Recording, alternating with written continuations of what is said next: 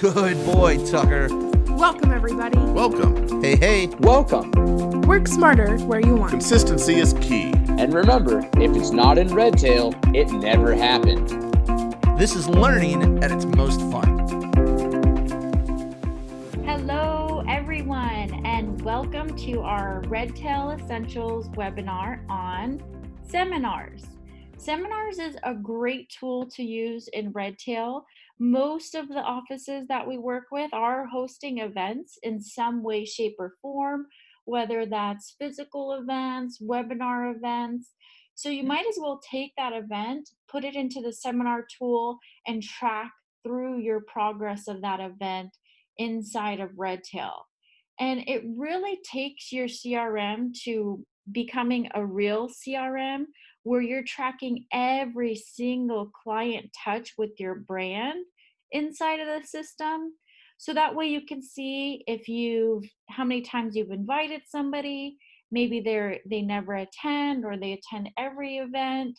You're going to be able to track that client touch with your brand, even if you just invited them to the event and they didn't show up. And it's also a lot easier because a lot of the times you're hosting annual events. So when you're hosting an annual event, you can use the seminar tool to clone that event and just quickly get started for the next year and see all of the tips and tricks that happened last year, or maybe anything that you want to look out for this next year. So it's an excellent tool for building client interactions, whether it's something fun like wine tasting or something professional like a workshop. So with the tool, you can create an event, add attendees and guests, and even add a checklist for the seminar or create some really great reports. So today is all about creating, editing, and managing your events and the attendees. And we'll be focusing solely on the seminar management tool today. All right, so I'll go ahead and share my screen here of the CRM. Now what we're gonna do is click on seminars on the left-hand side. So you have this left-hand menu that will always follow you around in the CRM, no matter what page you're on. So if I'm even on reports, I still have that seminars option here on the left-hand side. And when you open up your seminars tool, you're looking at all active seminars. So if a event has already happened, for example, we have this client appreciation dinner from 5/21. If that event already happened, we want to go in and mark that status as prior, because when we open up our seminars page, we want to just look at seminars that are happening now or in the future. When you change that status to prior, it doesn't go away or delete somewhere. The only thing that happens is it goes to this tab here that says prior. So that way next year when you're hosting that same annual event, you can go ahead and find it here and clone that event and bring it back to a 2020 event. So definitely make sure when you click on the seminars tool, you're just seeing things that are upcoming. You'll notice everything here is marked as active. If this has already happened, just go into the seminar and change that status from active to prior, and it'll move it from this general active list over to the prior list.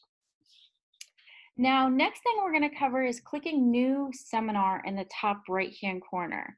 When you click New Seminar in the top right-hand corner, this is going to allow you to create a new event.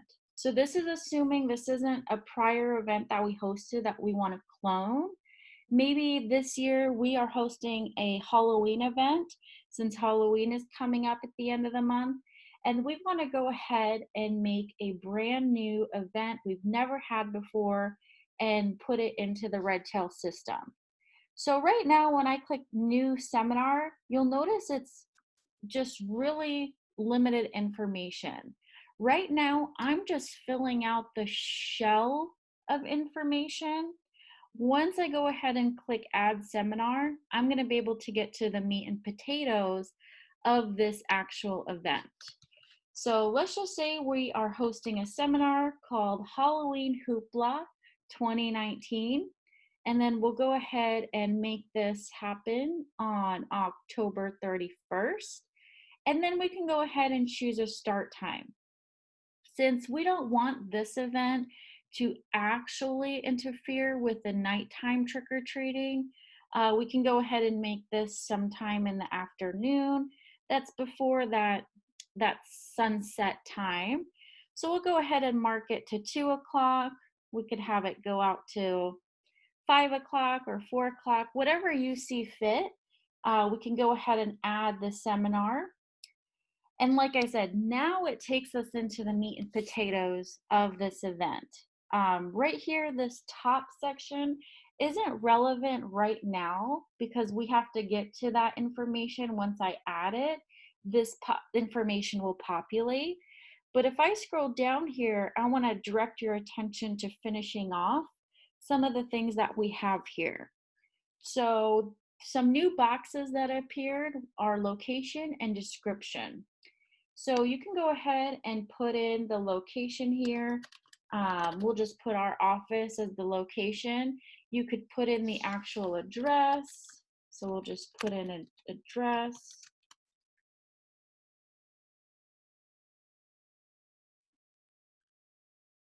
All right.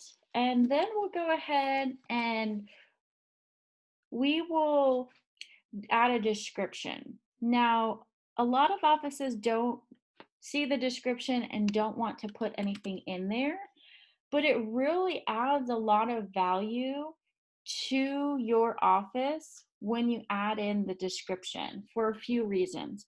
First of all, you might host this annually. So putting in a description is really going to help make things easier for the next year. And then second of all would be for delegation down the line, or maybe you're going to be out next year during Halloween for a vacation. If you put in the description, your team is going to be better prepared for next year's event by adding in some things here. So personally, I'll just put, join the autumn fun with your family and select your perfect pumpkin at our pumpkin patch. Face painting will be available all day. Jump in for your chance to win in the hourly cakewalk and stroll your littles through a variety of fun games. Throughout the day, there will be raffles, local vendors to visit, and a candy trolley. Pumpkins are free. See you there. So I personally know just by putting pumpkins are free, we're going to get people to this event. But we'll go ahead and add in a description there, just so when we do host this event next year, people can refer to this, edit this, and see the expectations for this event. So we'll go ahead and click Update Seminar, and that'll go ahead and update all of that information that I just typed in. Now, just scrolling below too, you do have an area for linked workflows. So typically when you host an event, guys, you're doing the same exact thing usually. You're maybe booking the venue, setting the catering, you're inviting the guests, you're sending out the invites. So the idea with linking a workflow here is to take that step-by-step process you do over and over again when you host an event and turn it into a workflow so that nothing slips through the cracks. So if you click add in the top right-hand corner, we can create a new workflow. And you can create one with no template if you don't have one in existence already. But in our trainer database, we already have a event process here. So we'll go ahead and just name this Halloween workflow. And we will just add a category here. Maybe we'll just categorize this as relationship building, and we'll go ahead and create this workflow. So this is kind of a nice add-on here where, we are doing the same thing when we host an event. So we took that process that we do over and over again, and we put it here into a workflow and make sure that nothing slips through the cracks. So what we can do is update this workflow in the moment as well. And I put the target date as the actual event date So the event date is on the 31st. So I put that as the target date. And we're going to start preparing for the event 1 month before. And we're going to do the final checks 1 day before. And like I said, you can edit this in the moment. So maybe right here, we don't need to set the venue because it's at our office. So we don't really have to do any booking or, official documents there. But maybe I can add in something here like buy pumpkins. So I can go ahead and add in a new task on the go. If I add one here, it's not going to change the integrity of the original template. It's just going to edit this one right now that's live. So we'll go ahead and say to buy pumpkins. And we'll assign this to Tabitha here. And we'll update that task. So that's just an example of what you can do. You can take the original template and add things in the moment that you see fit. But nonetheless, that checklist is attached to this seminar to make sure that nothing slips through the cracks. Next thing you can do is add notes and documents. We always suggest to add notes for everything. So think of notes as a running dialogue to this event. So we'll go ahead and say, I added the step or the task to buy pumpkins.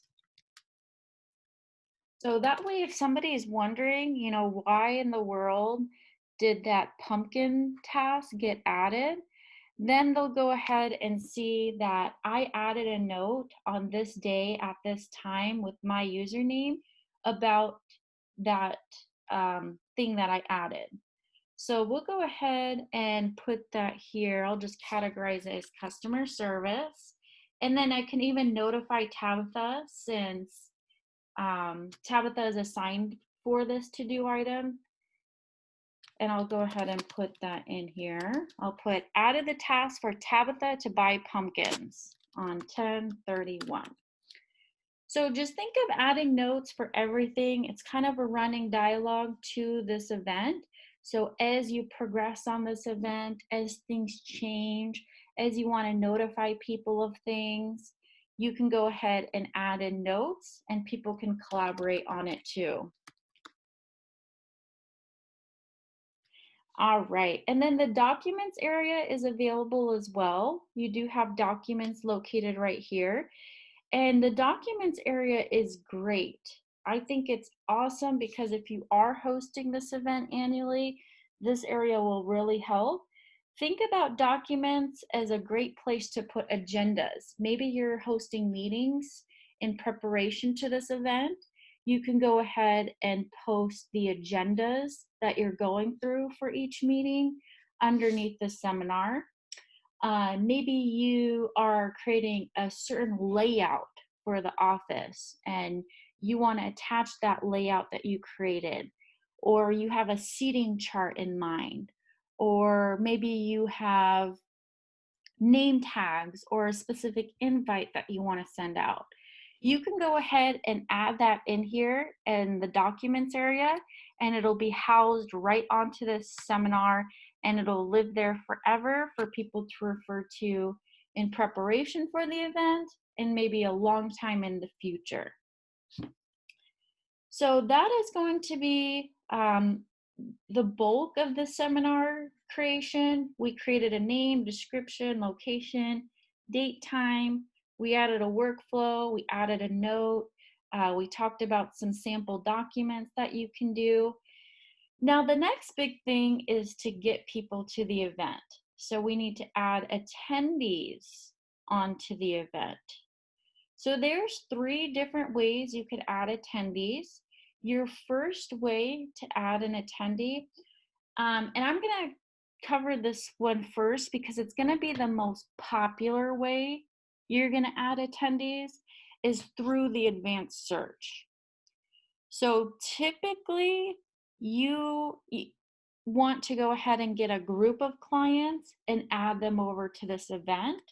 So we're going to start right off with the most popular way to get people onto this event, and that is through the advanced search. So if I go to contacts on the left, I can click on the tab here at the top that says Advanced Search.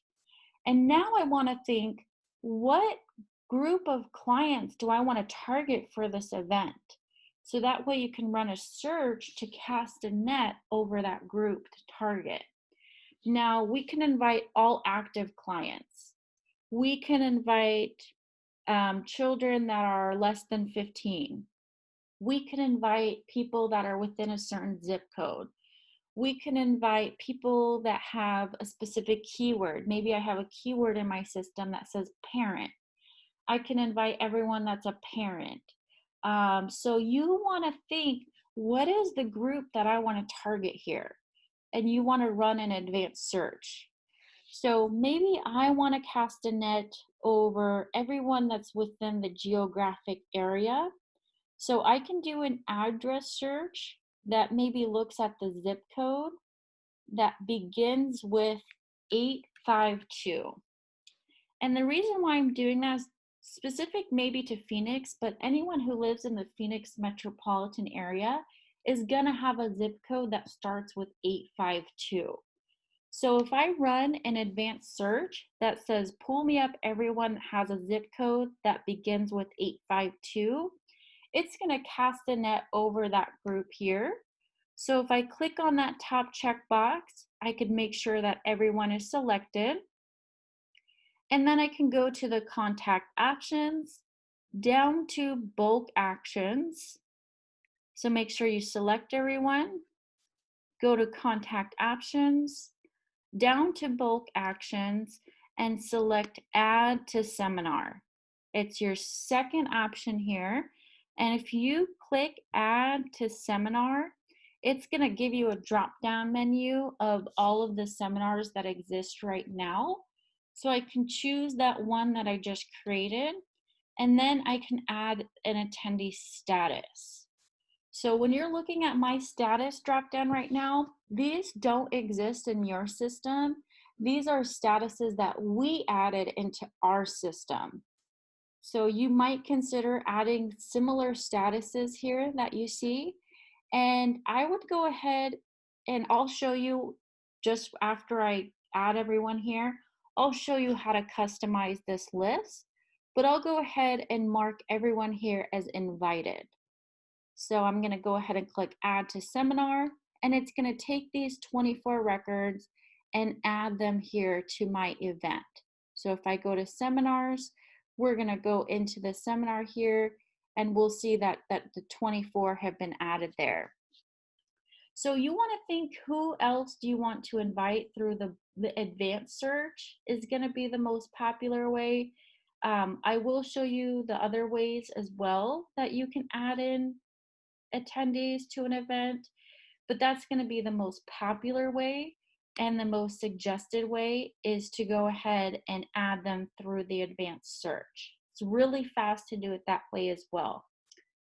But very quickly, before I show you the other ways, let's go ahead and show you how to customize that seminar list. So if I click on my name in the top right hand corner, I can go to manage your account.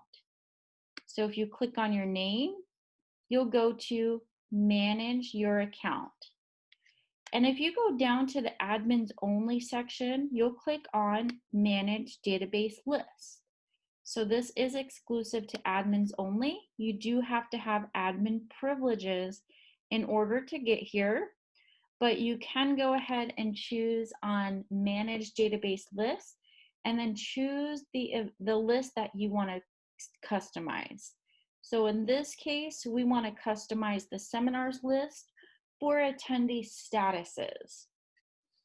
So if you like our list that exists, copy the same exact one, but maybe you want to add new ones here.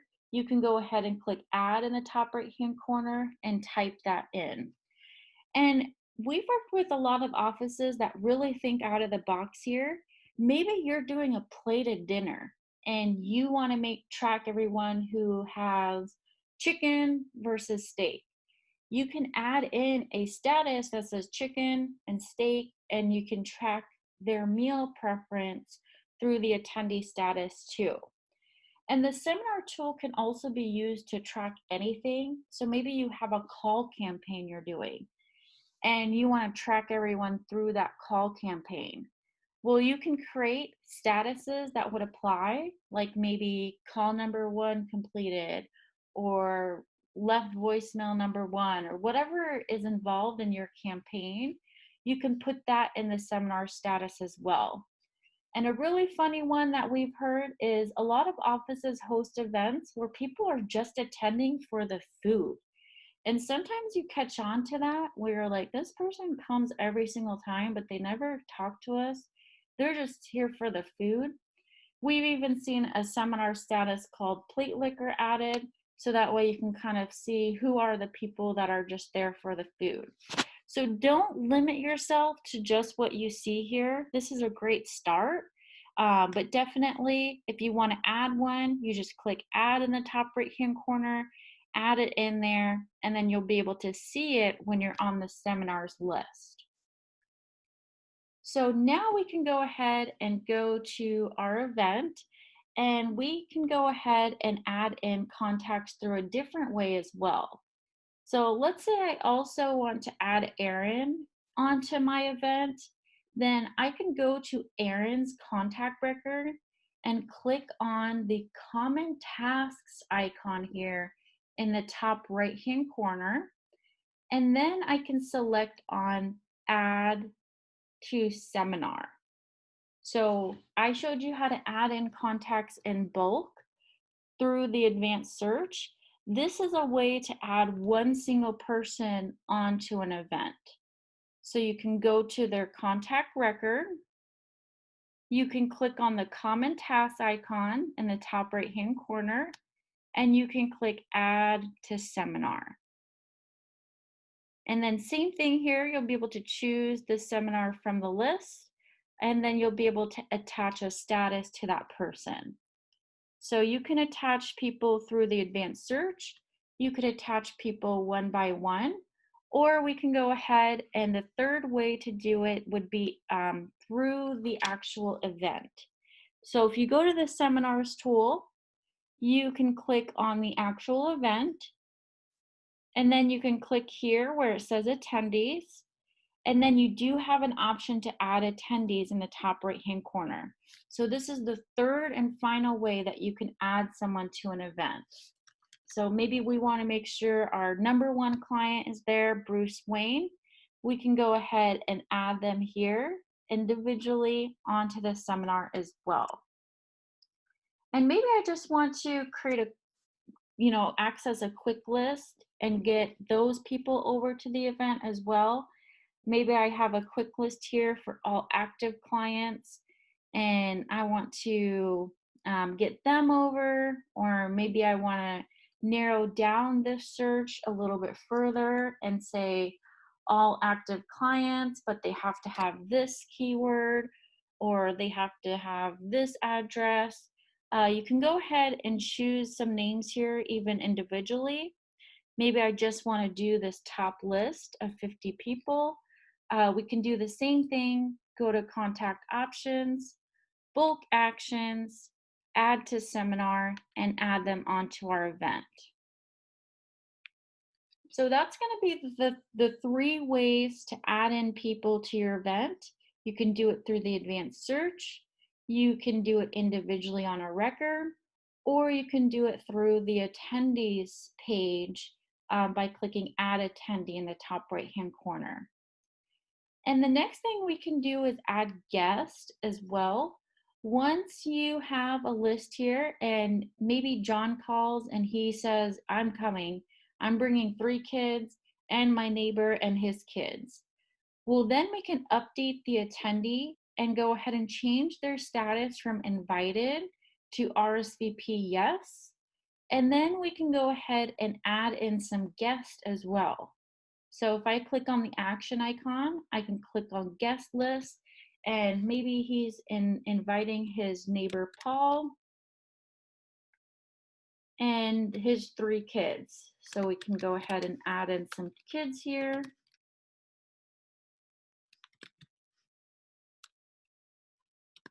And I can specify here too maybe I can put, you know, John's kid or Paul's kid or whatever you want to make sure you know about. You can go ahead and put that here.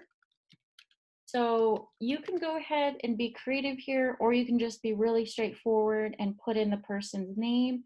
But you can go ahead and create a guest list here too. So even if Susie said, you know, she's coming as well, we can go ahead and change her status to RSVP yes. And then we can add in, maybe she said she's bringing a friend, Ariel. We can go ahead and add in that guest. And now they'll be there for us to refer to as well. So that's the point of this seminar here. You can go ahead and add attendees. You can manage their guests, and then you could manage their status. So maybe Adrian called or replied to our email, said, no, I'm not coming. You can go ahead and mark that there as well. Now, the next thing on our checklist at least was to not only add people to the seminar, but invite them to the seminar as well.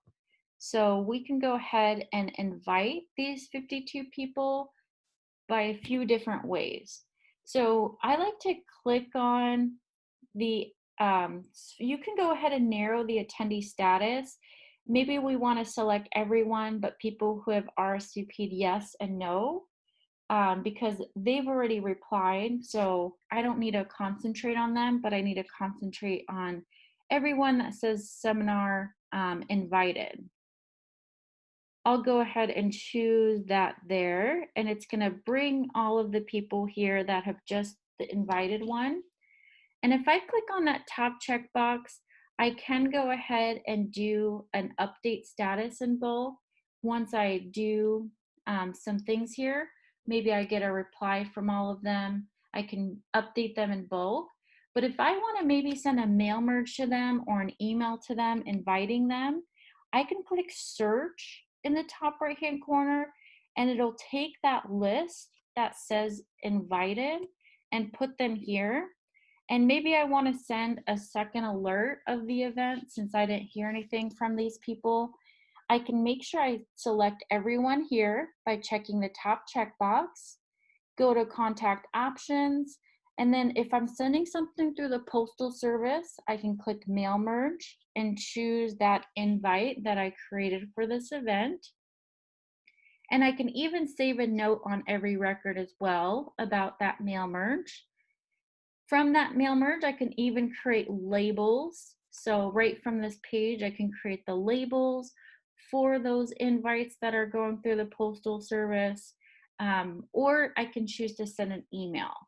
So maybe if I go to contact options, I can select on bulk actions and send out a broadcast email about our event. We can go ahead and put in the description or the subject there of the event name maybe. And then if I want to fill out the body of the message, I can maybe just put in the description that I created earlier and just paste that in. So here I can go ahead and create one message to 49 separate records. So it's going to create 49 separate emails to every single person. And then I could select save copy as a note. So that way it'll go ahead and notate that I sent this email to every single person. It'll save this onto every record. You can send yourself a copy since you aren't using your mail client to send out this message. If you go to your mailbox's outbox, you're not going to find this message there. So a lot of people like to send themselves a copy so that way if they go to their inbox, they'll see that message there. And always, always, always, guys, send a test broadcast email to yourself first before you send it to the masses. If you click send test broadcast email, it's going to send what it'll send out to everyone else to you first. So that way you can check for capitalization, punctuation, all of that good stuff before you send it to everyone here. So you do have those options there.